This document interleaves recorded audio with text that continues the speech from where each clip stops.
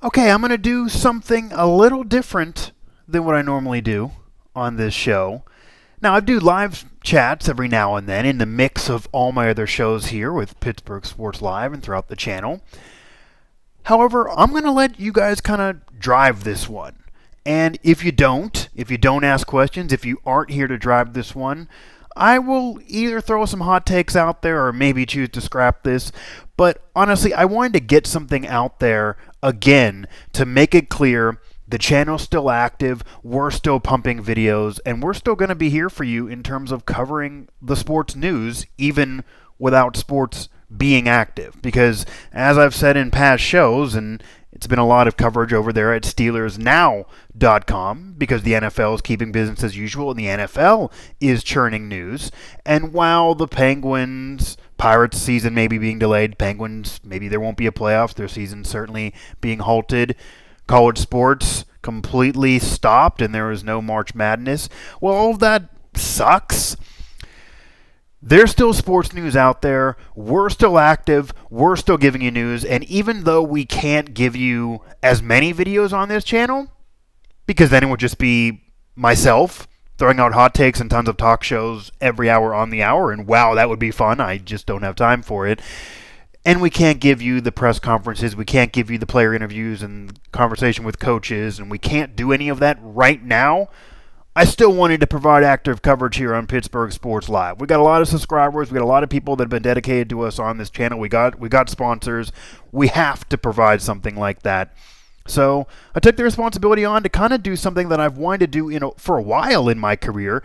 And all the shows I've hosted, whether it be here with Pittsburgh Sports Live, whether it be back when I was hosting shows and was a lead host and helping to run Trib Live Radio, whether any shows I've hosted really anywhere professionally, and that could actually extend to before professionally and even back to when I was hosting a show at college radio at WVU. I've never done an Ask Mike Anything section. I've never done Ask Mike Anything. And, of course, I'm your host, Mike Asti, and this is an Ask Mike Anything edition of Mike Drop here on Pittsburgh Sports Live, and that can include anything covered on any of the Now Network sites. You see me a lot over there at Steelers Now, WV Sports Now, even Pittsburgh Sports Now. I'm not really as active over there on Pittsburgh Hockey Now, even though I certainly know the Penguins and I've covered them before. We can talk about the Penguins. We can talk about even the Pirates, even though we don't really got a Now Network site that's affiliated and covering them. We can certainly talk Mountaineers. We can talk Steelers because the Steelers have made some moves. I've done some shows on some news of the Steelers, and we got a lot going on over there in Steelers Now. This is pretty much the premier site right now because the NFL continues to churn news, as I said. That's one of our major features there, all our NFL draft coverage, is that is going to go on still over there at Steelers Now. NFL keeps kind of sticking to the schedule. Steelers place a second-round tender on Mike Hilton. Of course, they signed Eric Ebron, which I reiterated is one of the better moves I think they've made in a long time and going to be the most impactful move maybe for any team this offseason for what he can bring to the Steelers and how much of a needed addition he really is to Ben Roethlisberger, now back, and to that Steeler offense. Done a lot of shows, touched on Jameis Winston and the rumors involving Winston and how annoying that is and how he really doesn't fit and how all those turnovers really doesn't make sense to add as your backup quarterback and how I don't believe he'll help the team. That was a recent live chat, so I've done live chats in the mix of all my other shows here. But again, this one is going to be a little different because this one is an Ask Mike Anything. And I threw this on Twitter. This is up to you guys to join me there in the chat. Ask me anything. I will certainly respond. I will certainly answer. We could even talk WrestleMania, guys, because WrestleMania is going to happen. It's not going to happen in Tampa Bay. It's not going to happen at the home of the Buccaneers. Will happen at the Performance Center in Orlando, so still in Florida. But little odd. They're doing it without an arena crowd, without anyone there besides the talent and the necessary broadcasters and people who absolutely have to. Even employees of WWE aren't going to be there that normally would be. So all the pageantry is a bit gone. And I've been watching it a lot lately, and it's kind of a bit odd. I don't really like it. So But of course, I still marked up and I'm still watching. So we can talk WrestleMania too. And I see this a little slow here getting people to join me, but I do see a few of you are there. So again, don't be shy. You can ask me anything. You can ask me anything that's not even related to sports if you really, really want. Again, want to remind you guys, though, while you're here, if you do happen to tune in, whether you're too scared to ask something or whether you're just watching to be entertained, want to make sure that you click on the subscribe button below this video there at the bottom of the channel. It does help us keep the lights on, even if it's a home studio. It helps us pay the bills here and helps us keep this network moving, all of the Now networks, but of course here, Pittsburgh Sports Live as well. And until I get something moving here, I guess I'm going to maybe try to start this off. I do want to reiterate that most of our coverage is over there at Steelers Now, and that's because the NFL is sticking to the schedule. And the Pittsburgh Steelers have been very, very active, and I did touch on this in recent shows, but I can reiterate it here, maybe with a new crowd, that again, the Eric Ebron signing, one of the better moves that Kevin Colbert's ever made. And this has been a new Kevin Colbert. Kevin Colbert in the last year and a half or so, really certainly a highlight of this period of Kevin Colbert's life and his running of the Pittsburgh Steelers is the trade for Minkah Fitzpatrick, the first-round pick that he gave up. And that was very uncharacteristic of the Steelers or him, even in his very successful tenure presiding over the Steeler franchise. But this Eric Ebron move is maybe the best move he's ever made, maybe even better than Minkah, and it's going to really save this franchise in a way.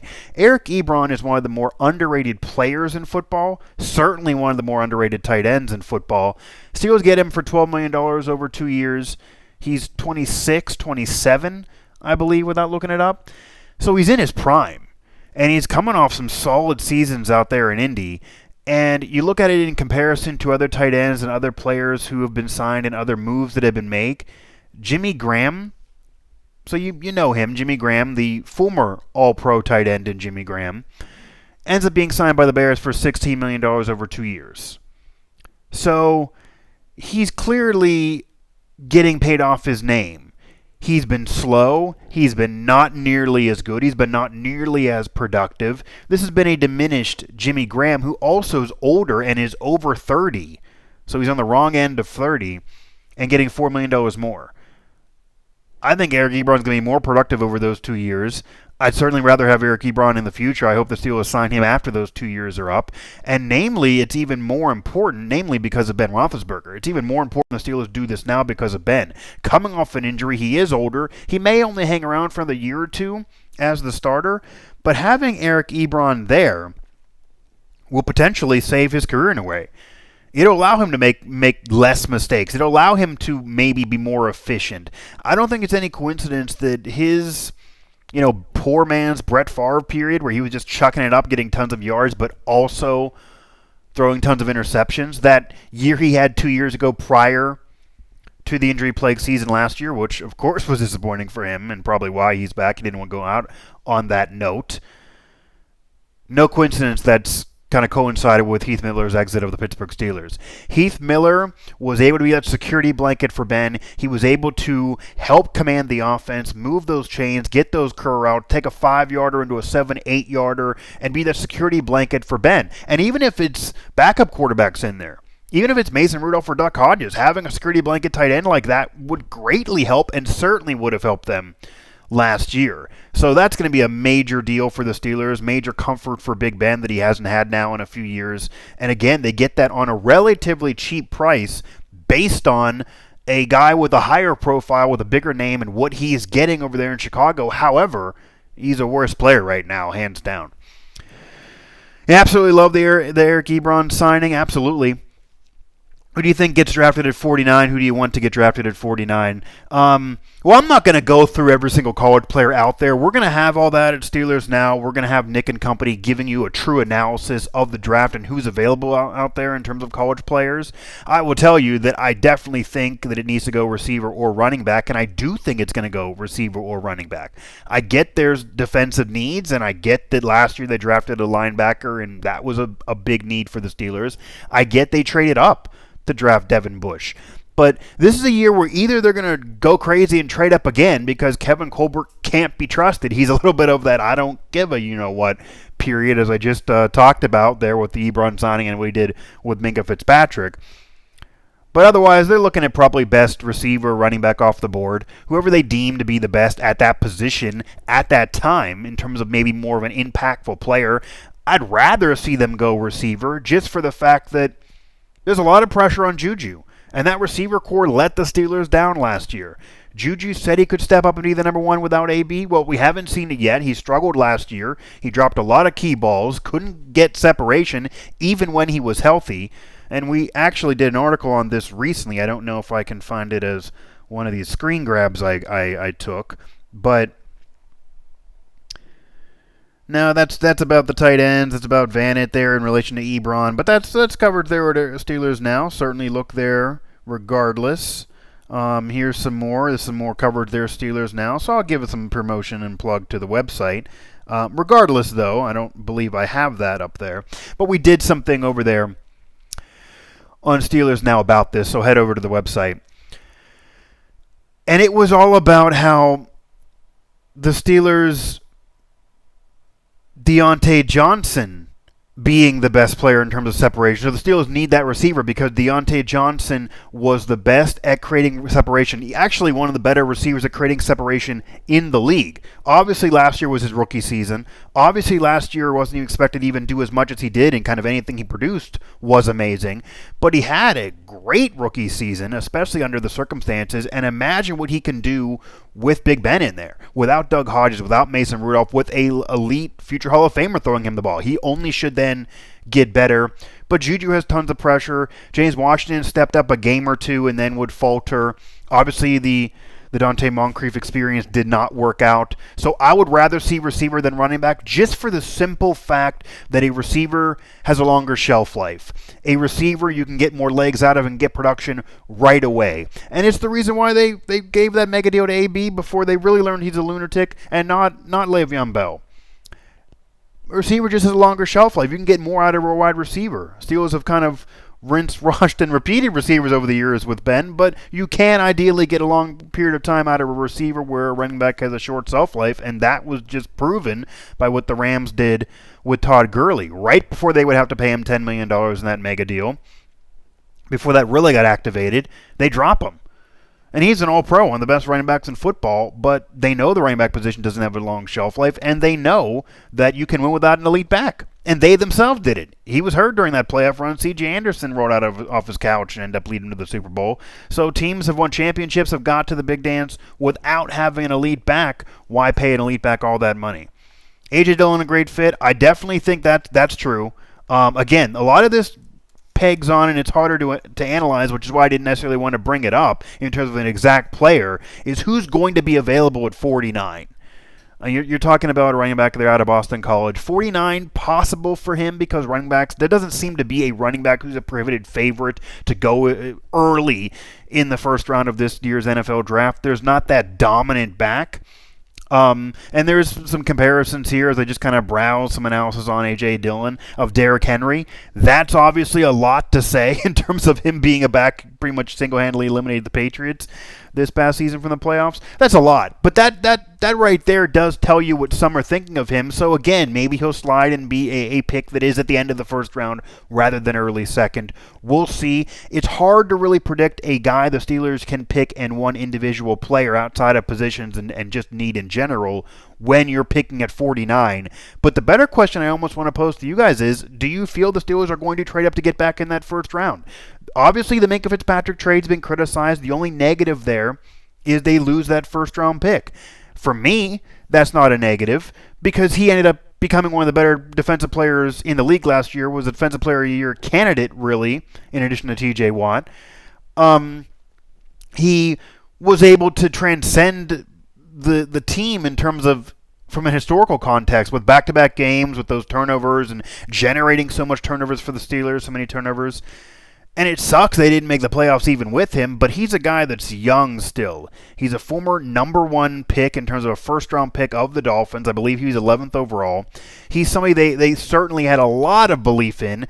He's a Nick Saban product. He's from Alabama. He has the resume of appearing in big games, so that's not going to necessarily intimidate him. He clearly is a great individual player that's fit right in with the Steelers system. And there's still tons of years of control on that deal. He's so young. It's not like they were getting a guy only for a rental and they missed the playoffs and then that would be a loss. Sure, that would suck if that was the case, but they have him for years to come. I said the deal was solid at the time, knowing this was going to happen with Minkah. I did predict not that he would have one of the greatest 2 or 3 week stretches in Steelers defensive history, but that he would play well enough to make that deal worthwhile, and that certainly was true.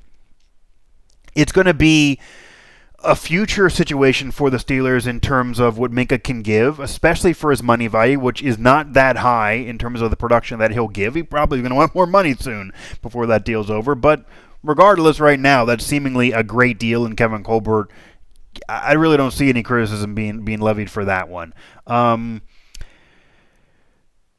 Your full 7-round Steelers mock draft, guys, that's not going to happen. You can go over there to SteelersNow.com and you can catch that. I'll be a part of it. Some of the crew there will provide their mock drafts. I know we delivered it for you last year.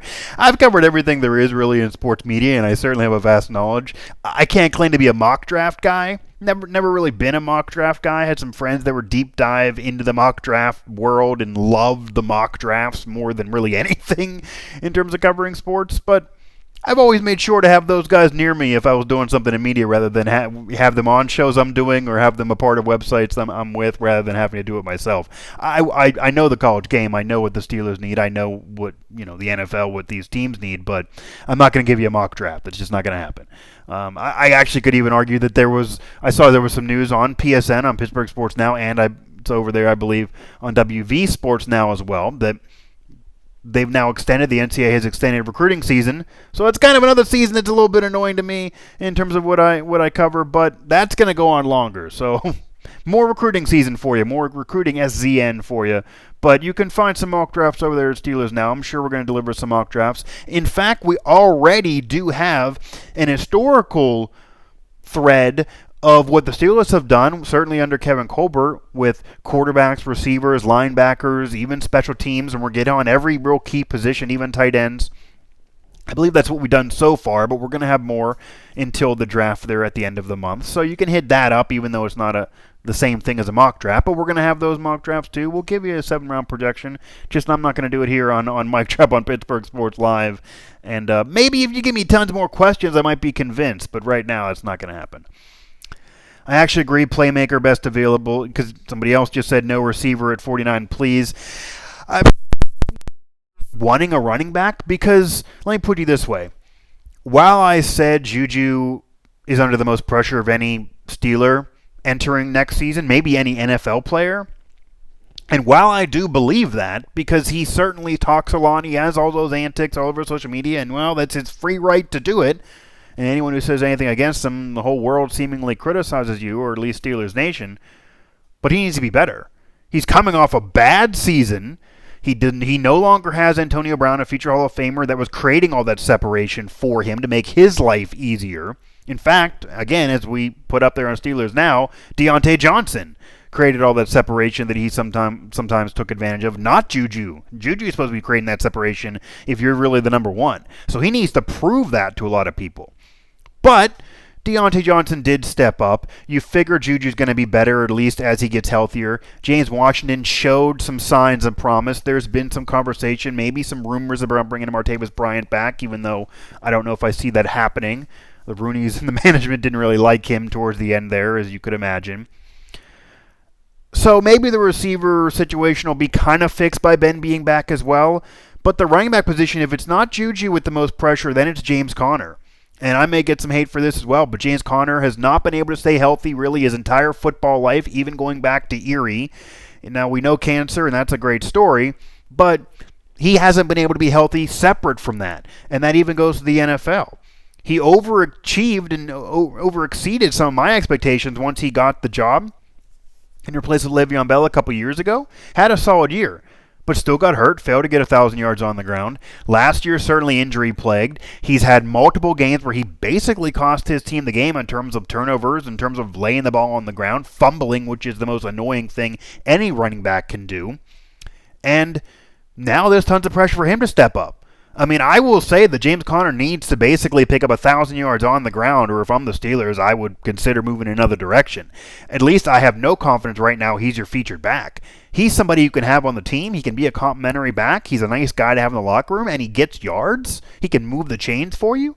But to be the feature back and do it for now another game, now 17 games through the season, I just don't see it. I just don't see it at all. So we'll see what happens, but I could see that leading you maybe to rather wanting a running back even though the shelf life's not as long.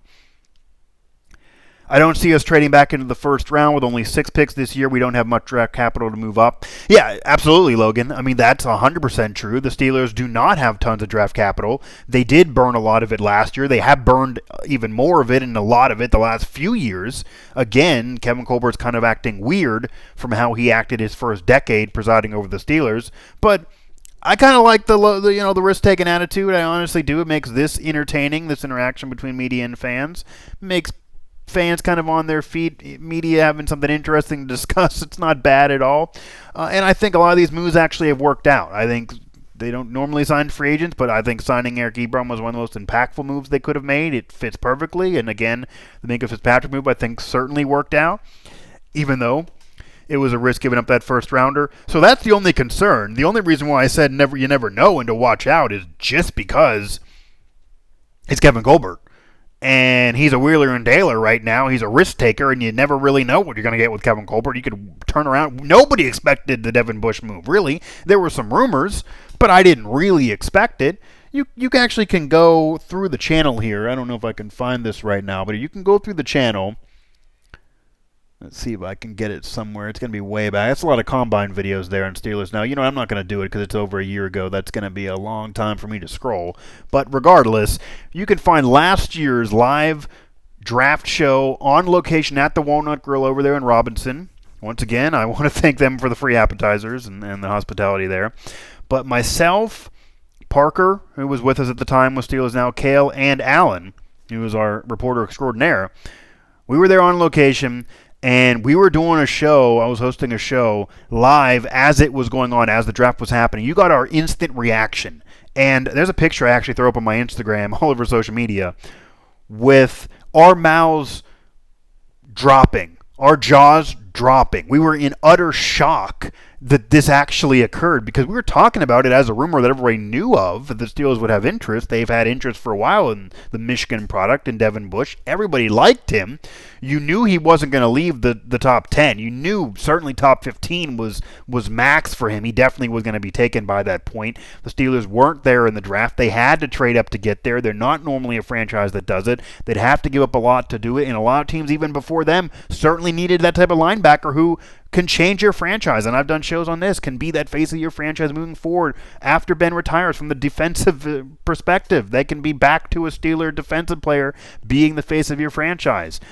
And that's the type of player that Devin Bush is. He had that Ray Lewis swag and that kind of franchise changing mentality. He was that great in rookie minicamp too, so it was right away. He struggled a little bit early on in this past season, but he eventually became the beast we all thought he was. He's only going to get better next year with more seasoning and more of a training camp, as long as COVID-19 can allow that to happen.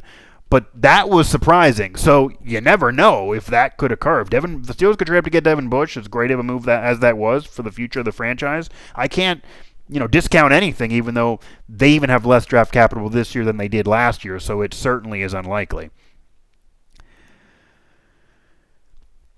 Trade Juju, now you're just trolling, and I don't know if they're commenting and replying to each other there, or that was at me. I'm not trolling, man. I 100% believe this. I know sometimes that, I do the heel thing, so some people think I'm just playing a role here. It's not that I do it on purpose. It's just that's kind of my personality. I just tell it like it is. I tell you what I believe. I'm not afraid to do so. And if you like it, okay. If you don't, oh well. And Juju's a guy that has not played well for now a year. He obviously was wonderful his rookie season and sophomore season. They were Randy Moss start of his career type of numbers. 900 yards his rookie season. Even better than that the second year, over 1,000. Comparable numbers to AB in his final year with the Steelers. I get it. There were some that thought he was better than Antonio Brown at that point. I'm saying until proven differently, as we stand, Last year proved that he wasn't better than AB 2 years ago.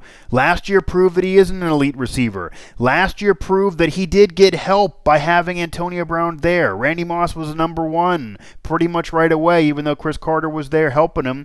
But Antonio Brown being there for Juju created the space for Juju. AB was getting that double coverage, the same double coverage that Randy Moss was getting right away. It helped extend Chris Carter's career because Randy Moss got the double coverage. Right away into Juju's career, AB was still getting the double coverage. None of that was going to Juju until this past season when he finally got the double coverage, especially early on in the year before he got hurt, and he sucked. He was dropping key passes. He wasn't creating separation. He wasn't even completing routes perfectly. Yes, Ben wasn't there most of the season, but he was there early on. And yes, he was injury plagued, and I know it's only 1 year. But I'm not just trolling. I really do believe there's tons of pressure on him next year. Media are going to come down really hard on him. We're all going to just blast this guy if he doesn't perform because there's reason to do so. Again, he's trying to be the number one, and we need to see it when there's not a number one there with you. And a rookie shouldn't be creating more separation than you if you really say you're a number one receiver, because this is another point, and I saw rumors about this, and I don't really believe it, nothing legitimate yet, but whether or not the Steelers will move on from Juju after next season, because certainly they're not going to be. I'll tell you my only take on that. I don't know if that's the case, because they certainly like the guy, and he's an elite talent, and he's played so well overall 2 of those 3 years. You don't want to move on from a guy like that off one bad season. But if it's back-to-back bad seasons, and if next year he has a bad season without getting hurt, then you have more evidence to kind of support what I'm saying. And in addition to that, they're not going to want to give him tons of money, especially after what they just went through with Antonio Brown, where they end up basically burning some. They're not going to want to pay tons of money to Juju, who still has a little bit of immaturity to him, now gets hurt, and also now doesn't play well, and clearly hasn't proven himself as number one yet. They're not going to want to take that guy and pay him tons of money. They might pay him number 2 receiver money. We'll see. That's why I say maybe draft put even more pressure on him, because if you don't want to give him number 1 receiver money, you need to find someone to replace him. Is that Deontay Johnson? Is that somebody not currently on the roster?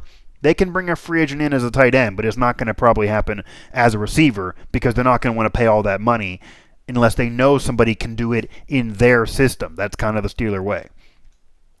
Juju is the number 2 receiver. That's so far what we've seen.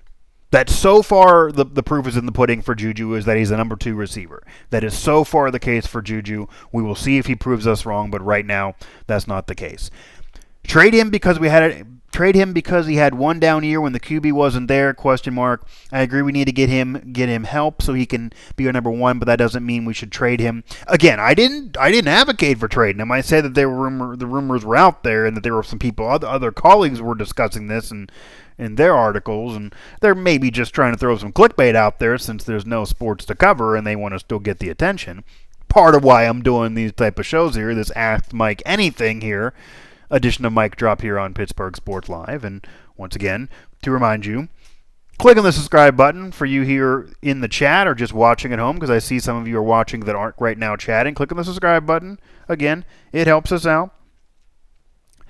But the point of it is, I'm not saying trade the guy. I'm saying he has pressure on him. I'm saying he needs to be better. I'm saying there's no more excuses for Juju, and I'm saying that if he doesn't correct any of that and he sucks again next year, no matter what the excuse you want to tell me, no matter what the excuse is that him and his fans are going to argue, no matter what, if he's not better, if he doesn't have a monster year, if he doesn't at least prove that he can be a number 1 receiver when he's healthy and when he's in there, then they're not going to pay him tons of money. So then you're going to look at what happens in the future and do you get value for him or not. I'm not saying trade him. They're not going to do it now. It won't even be thought of until the end of next year, depending on how he plays. But they're not going to pay tons of money to a guy who's a number 2, who thinks he's a number 1, who's been there for years and only played well when somebody else was number 1 across the field for him. It's a big different world out there to have Antonio Brown with you across the field than to not. And Juju realized that last season. We'll see what happens next year, though. Because he is cheap right now, if anything we can rule out is cheap rookie deal and move on. Yeah, again, they're not doing anything with Juju until maybe that deal would come up and they would need to decide on a bigger deal for him, but it's just something that was thrown out there. And again, I still believe there's tons of pressure on that man to perform next year based on the off year he had. Juju should have stepped up when the team needed him. Okay, Logan, you're replying to him, not to me. I gotcha. But yeah, Juju should have stepped up. I mean, Juju, like James Conner, who I also said there was tons of pressure on, gets hurt a lot, doesn't complete full seasons, and has tons of pressure because he needs to show he can be the number one. They both played well at times, Juju more so those first 2 years, of course, but they both need to prove they're number ones. They both need to prove they can stay healthy, and they both have lost games for the team. Juju, a couple years ago against the Saints, lays the football on the ground. That cost him a playoff spot. That's on Juju. Nobody wants to blame him, but again, everyone loves the guy. He's funny, but that's on Juju right now. So we'll see how he and the team respond. And last year, they didn't respond well. Juju didn't respond well. James Conner didn't respond well. It was mitigating circumstances, maybe because of Ben's injury and the defense playing so well and being let down by the Steelers' offense, but now Ben is back. I know he hasn't fully given you a full practice reel to see him thrown because, of course, COVID-19 and training camp hasn't started, but by all accounts, he's going to be back. He's going to be healthy. We'll see what happens in training camp. If he's there even 80%, he's better than those two backups. He has been around, of course. He can make those receivers better like he has in the past, and then there will be no excuses if Ben is healthy. We'll see. Until he is, though, people are going to keep bringing it up. But I do think whether Ben was in there or not, it was proven in terms of Juju couldn't get the separation, and that is on him. That is not the quarterback. If he then doesn't throw you the football and misfires at you, then that's the QB, and that did happen at times. But there also were times where he just couldn't get the separation. Deontay Johnson did. That's on Juju. Yeah, the fumble in OT against the Ravens was bad too. Yeah, absolutely. There's another example. See, I'm liking you guys right now. We're just providing examples of why Juju needs to be better. But yeah, that's pretty much the case. I appreciate it. That's right. I'm going to try to transition here a little bit, though. That was kind of the Steelers. And again, there's a lot of NFL news here because with COVID-19 and those seasons being halted or delayed, the Steelers in the NFL are keeping to the calendar and keeping things moving. And again, we have a lot we've been covering over there at Steelers Now. So message to NFL players. Again, that was the new CBA that has been signed and how that can change things. Look, got over here all of our draft coverage, and that is still going to happen. Steelers are active as the NFL sticks to the schedule, and of course the Steelers are very, very active, and they've had a great offseason so far. I really do feel like the Steelers have had a great offseason, certainly highlighted by the signing of Eric Ebron. And then, I'm not going to give you mock drafts, but we're going to give you some eventually over there at Steelers Now, but also that gives you kind of a draft pick assortment of what the Steelers have done under Kevin Colbert in terms of every different position and how they've drafted historically, and maybe what that will mean to this year's draft and future drafts, especially with Kevin Colbert. It looks like he's still going to be here for a few more years. I didn't think he'd last this long, but he is apparently going to be here for a few more years. That's all over there as well at Steelers Now. Now, I have done WVU-related shows here on Pittsburgh Sports Live as well, and also some Pitt shows. We got Pittsburgh Sports Now. We got WV Sports Now. I do see some of you here chatting. I do see somebody called Pittman here with us. Any questions in terms of Pitt, WVU, or I'll even do the Penguins over there, Pittsburgh Hockey Now. That's a site amongst the channel. What is the NHL going to do straight back to the playoffs? Well, that's interesting. I'll kind of address this right now before I get to PSN and WV Sports Now. If I had to guess, the NHL is going to be forced to go right into the playoffs if they have the playoffs at all. I mean, honestly, my doomsday prediction, if you really want to hear it, my doomsday prediction is there's not going to be a championship in the NBA, in the NHL, and Major League Baseball is lucky to have a season at all. And the only hope of the NBA and NHL have of crowning a champion is if they do it without fans in attendance, which will greatly hurt NHL teams more than anywhere else, just because some of those small market teams really need that money at the gate. So I don't know if the NHL really wants to do that. There are going to be a lot of bailout projects if that happens, or some of those teams aren't going to be able to stay in business. Some of those teams, even playoff teams, Carolina, for example, they need the money at the gate, especially in the playoffs, so they can get there. And if they don't have that because they're doing games without fans, they're going to keep it moving for the league. That's going to greatly affect their financial income that they do need. However, I will say, They're going to be forced to probably go right into the playoffs, depending on how this goes, how much longer this drags out. If really Pitt and UPMC saved everything and they solved it all for us, then wonderful. Maybe that'll make things go quicker. Who knows? It still says possible over there for what the researchers may have found out there at the University of Pittsburgh. And I will say hail to Pitt if they do that, even though I'm a WVU alum. But I thought it was interesting that Sidney Crosby, Alexander Ovechkin, Jordan Staal, players that have certainly been around the NHL, two of the faces of the league out of the group I just named there, and Hall of Famers, and guys who've been in the playoffs repeatedly over the years. Logan Couture, several others, Anze Kopitar, even though the Kings aren't good this year. They've all got on these Instagram live chats amongst players. It's kind of fun to see them just riff at each other. The NBA players have done the same. And this goes the NBA too. They've all kind of unanimously said they want to go right into the playoffs. They'd be fine with going right into the playoffs. And maybe that's just the best thing to do right now. It may have to happen without fans. And that certainly will hurt the small market teams who will lose that gate, who will lose the fans and the money from those fans coming.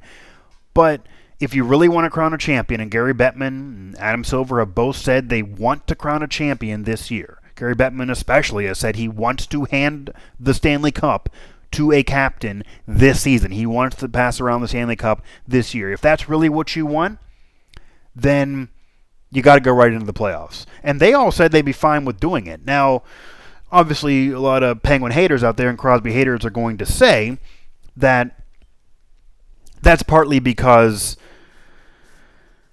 Sidney Crosby knows the Penguins right now would be in the postseason, but maybe could have putted themselves out of the playoffs. Who knows?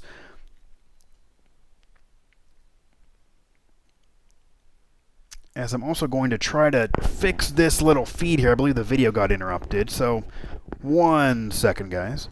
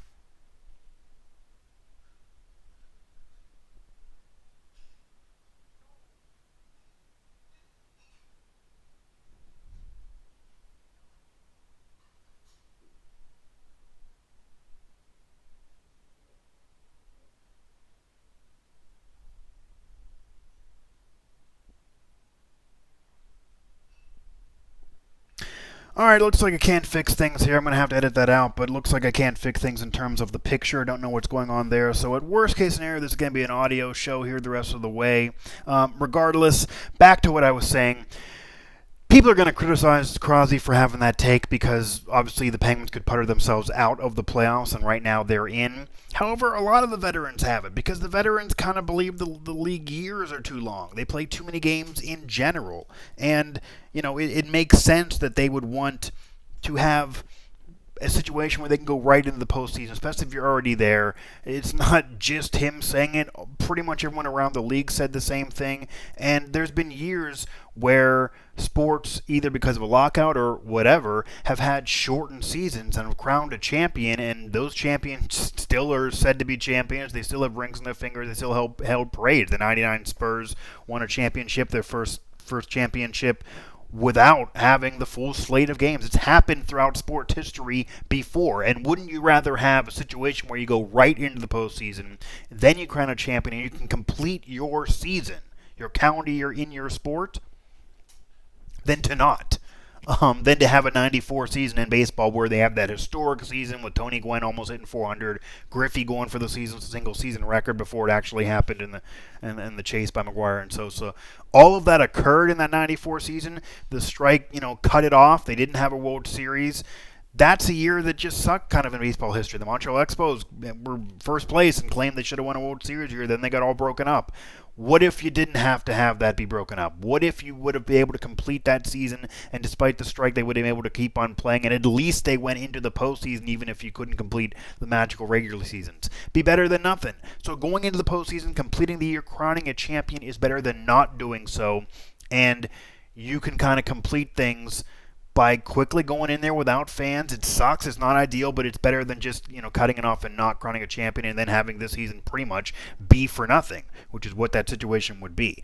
Now, to answer some other questions I see on there about Pitt basketball, and I certainly can touch on that here. I do want to make it clear, Pittsburgh Sports Now, that's the mothership. That's our coverage there, the front page there, Pittsburgh Sports Now. So we got a lot going on. Coach Capel been very, very busy with recruiting season and with what's going on with Pitt, whether we're talking about McGowan's and leaving the program and different players going in and out.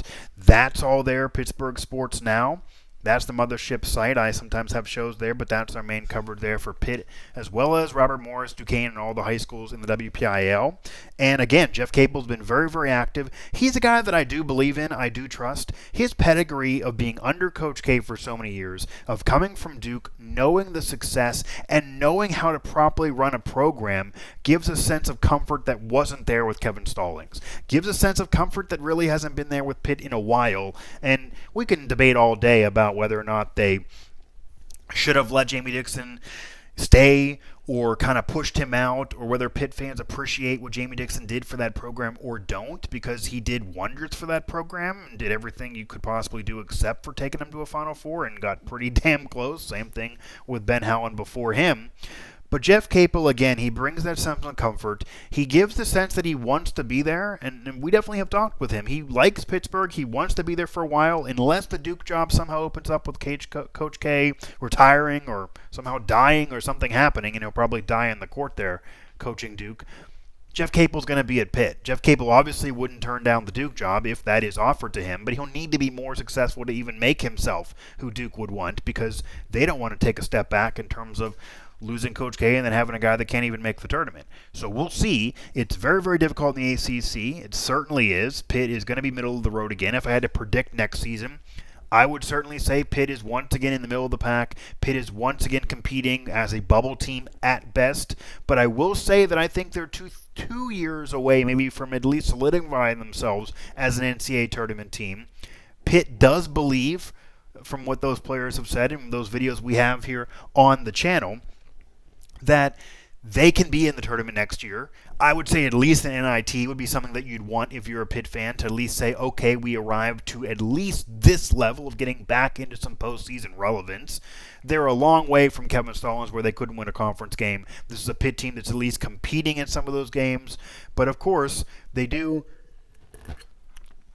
still lay an egg every now and then and lose to a team they shouldn't lose to, or take away a big victory with another major loss and get upset. So that's always going to be a thing, at least right now, until they get a major recruit in there. But this isn't like the old Big East. It's not as easy to do so. They're now competing and recruiting against Duke, North Carolina, and those schools instead of back in the old Big East, as great as conference that was. They didn't have as many powerhouses, at least in terms of historical pedigree, but yeah, there were the UConns, the Syracuse, etc. were in there. That gauntlet of a conference for those few years is maybe the best any college basketball conference has ever been those few years. However, you get now to the ACC, and there's just teams that have been there and programs that have been there in that area for year after year after year, and players from New York, which Pitt used to really, really recruit highly in that area, aren't as interested in coming down to play in Chapel Hill or Durham, North Carolina, or Miami, Florida, or Tallahassee, Florida, or any of those places out there, or Georgia, Atlanta, Georgia, any of those places in the ACC. They're not as thrilled about the ACC as they would have previously been about Madison Square Garden, where the Big East tournament was held. So I think for next year, Pitt is probably looking at a bubble situation. They're looking at a better year than last year. I do think they're kind of getting into their ability to really play competitively. I do feel like they're a long way from where they were a couple years ago, and I do feel like this Pitt team is improving, and I do have confidence in Jeff Capel. Not only that he wants to be there, but that he's going to bring in the right mentality to that team. And after they get a big win, he doesn't seem to, he's not going to pump their tires too much. He's also not going to get too down after a bad loss and knows this is a rebuilding process, kind of needing to scrap what Kevin Stallings was doing and redo it all over again. So this is a rebuild, and we'll see where it goes, but I think there's reason to believe in Jeff Capel if you're a Pitt fan. And that does kind of segue as I'm going to close this because unfortunately the video feed here didn't really work out for me to linger, but I was happy to answer some questions here.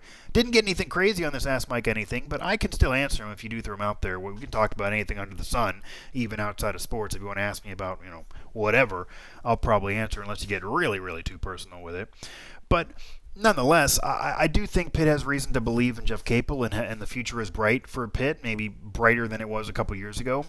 But that is why I spoke so highly and defended so much WVU on last season. WVU exceeded expectations last year if they were reasonable, and even though they faded down the stretch, and many banged the drum on WVU fading down the stretch, they played so well at the beginning of the year. They had so many big wins against Ohio State and, again, another big competitive game against Kansas that it made you forget of where that program was a year prior. A year prior, they were out of the race and weren't a contender in January. The same time period they had the big win over Ohio State in Ohio, they already were out of the race and not even a contender a year prior. The cupboard was kind of bare for WVU. Some of their major competitors last year and some of their major contributors last year, for a better word. Miles McBride wasn't there 2 years ago, was a freshman last year and kind of came out of nowhere, exceeded expectations again. He was a team MVP for a while. And WVU, despite this fade at the end of the year, and I did a whole show on this, so go back to the channel to, certainly listen to that full hot take there over at WV Sports Now, and again, follow PGH Sports Live on Twitter, and also then follow WV Sports Now on Twitter.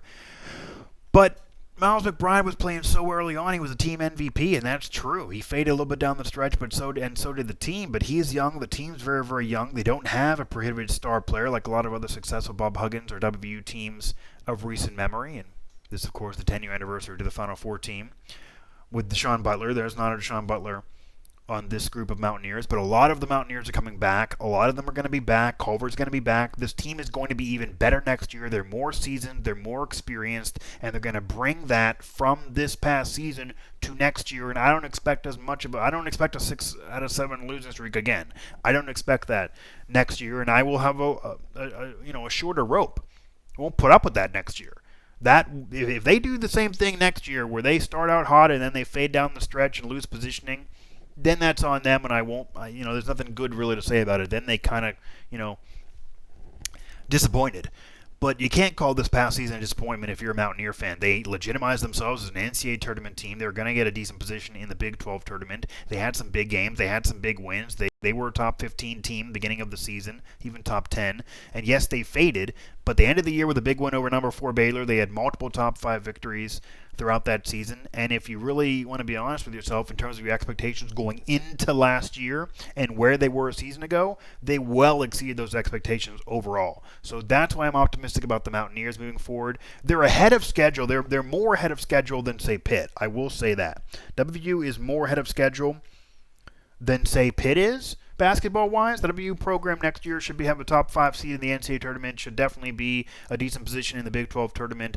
I'd say even a 4 or 3 or a 2 seed isn't ridiculous to expect out of the WVU basketball team for next season, because that's where they were until maybe February this past year, and you don't expect to slide again. And it's McBride is a sophomore, Culver's still there. It's a better team with more seasoning, and we'll see what McBride can do in the starting 5 if he stays there for next year. Pitt probably a year or two away from where WVU is right now, but they have a younger coach who I definitely believe in, and who knows how long Huggins is going to be around. not a spring chicken by any means. He's not going to leave anytime soon. I don't know anything there. But maybe 1,000 wins, he caps himself, and he's flirting with 900, and he'll get that next year. He's getting older. I would say the future for Pitt is very, very bright. There's reason to be happy there. And they go through a whole other recruiting cycle, and I think it'll really be telling on what Jeff Capel does at this time next year in terms of another recruiting cycle without dealing with COVID-19, coming off of maybe even a better year for the program. We'll see what he can do then, as long as he stays the head coach of the Pitt Panthers. But there's reason to be happy if you're a WVU fan as well. Who are we going to get other than William Jeffries? Again, this is going to be a big thing. It's going to be a big deal for to see what happens with Pitt in recruiting. But I believe Jeff Capel can walk into a locker room or walk into your house, really, is probably the better term. Walk into somebody's house, sit on the kitchen table, and explain to them why they should be at Pitt. I think I can buy what Jeff Capel's selling. So I do believe in him as a recruiter, but it remains to be seen. There hasn't been anything near a 4 or 5 star, but that's not what even West Virginia gets when they try to win. That's not what Pitt or WVU are going to get. However, they need to be better. They do need to be more competitive, and you're going to expect more out of the program. But it's a brutal conference, and they have to come a long way from where they even were a few years ago. I think there's reason for optimism, and I'm not usually a glass half full type of guy.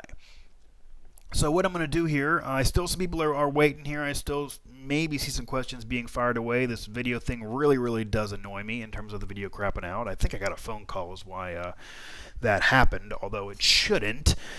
But regardless, it will allow me to do, and yep, that does not get fixed, but you know what, I'll throw that picture there. That's one of my, excuse me, that's another professional picture I had made there recently, so I had some fun with it, got to bring some personality to the professional picture. So, do you like that? Do you prefer that, or do you like the black and white? Tell me. Kind of round it out with that. Do you want this one with some color? Or do you prefer the black and white where the mic pops more? Throw that in the comments maybe for me. But the point of it is, there's a lot we're covering over there. Pittsburgh Sports Now, WV Sports Now, even Pittsburgh Hockey Now until the Penguin season fully reboots itself. And again, if it were me, I would go right into the playoffs in both the NHL and the NBA. I understand they might be rusty, but they would be rusty anyway because they haven't been playing. And if you want to get that championship to be crowned in those sports, you got to do it as quick as possible. There's been leagues that have had shorter seasons that have still crowned champions, and everyone still gives them credit for the championship. Everybody would still be on an equal playing field, and if you need a few more weeks of games in order to get a playoff positioning and you're not in yet, then oh well, you didn't deserve it, and that's a reason why you should have played better earlier in the year, because you never know when something like COVID-19 could freaking be happening. Because here, we've learned recently that sports aren't everything, and the world can move on without sports, and the world kind of is moving on without sports, but I don't want to get dire here. I really believe it's a risk that we're going to see an NBA champion, that we're going to see a Stanley Cup champion, that we're going to have a Major League Baseball season, and hopefully this does not bleed into next year's NFL season or college football, but if you listen to Kurt Herbstreit and different national pundits, they kind of are scared it may. So if the University of Pittsburgh has saved us all, I'll give you hail to Pitt. I certainly will if that happens, and I know I would definitely love it as well as everybody else. We'll see. There's still no guarantee right now, but we'll see what happens in terms of COVID-19 and how this country goes. We're looking at probably another month or so with things like this, so it puts a lot of that in jeopardy for sure.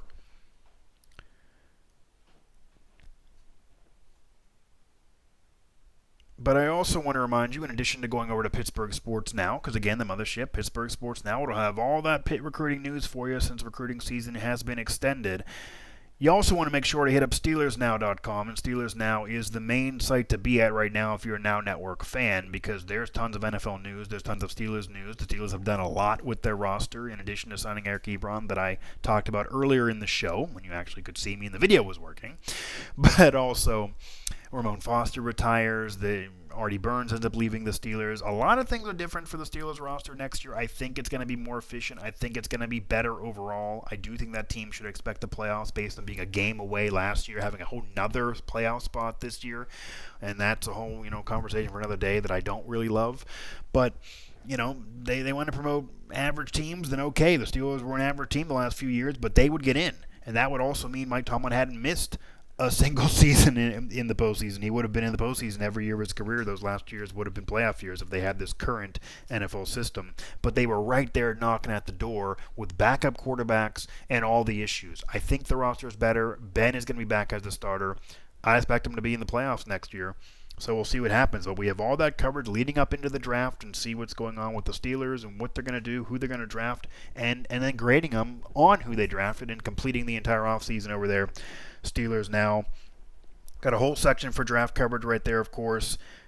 Got a whole section for my shows. I did a recent live chat where the video held the whole way on Jameis Winston and those rumors, as well as Tom Brady's exit from the Patriots, kind of what that means to the Steelers, what that means to the Patriots, and what that even means to the Buccaneers down there in the NFC, and as well as the entire picture of the NFL sticking to their schedule, the NFL not really budging, and the NFL keeping the calendar moving. They kind of have to. Some are going to criticize, and they're obviously going to keep the whole social distancing and not have the draft be the way it was and kind of have things differently, and you can't meet players face-to-face that you're either recruiting, you're talking to, or trying to sign.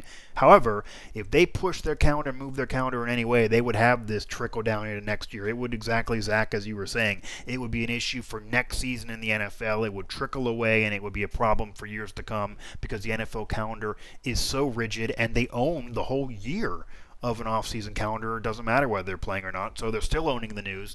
But I kind of get why they're sticking to that calendar. But because they are, once again, SteelersNow.com is where a lot of our news is, and that is active news based on the NFL sticking to that calendar. Also, make sure to hit up Pittsburgh Soccer Now, WV Sports Now, again.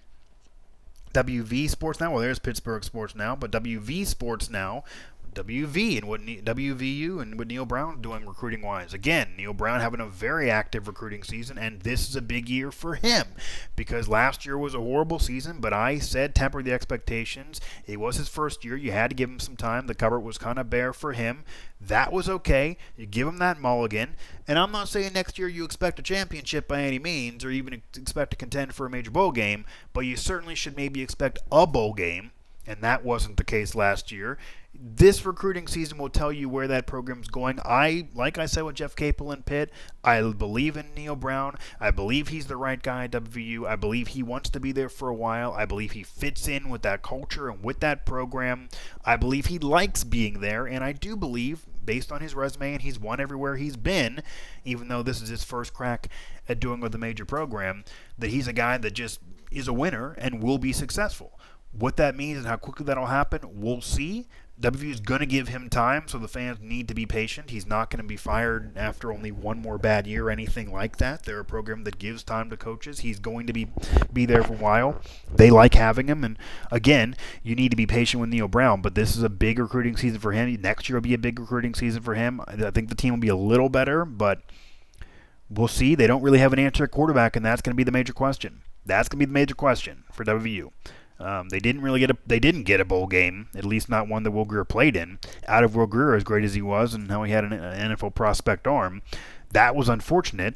We'll now see what Neal Brown can do, and if Neal Brown can put together a quarterback to lead the Mountaineers. That obviously didn't happen last year. We'll see what happens. That's going to be the major thing that he needs to recruit above all else. But that's all over there at WV Sports Now, as well as my recaps and everyone's recaps on what happened with Mountaineer basketball season and why there is reason for optimism for next season. But that's going to do it right now for this one. I think I'm going to close this one off, especially with the issue with the video. You can't see my beautiful face, or at least it's frozen on there for when you did see it.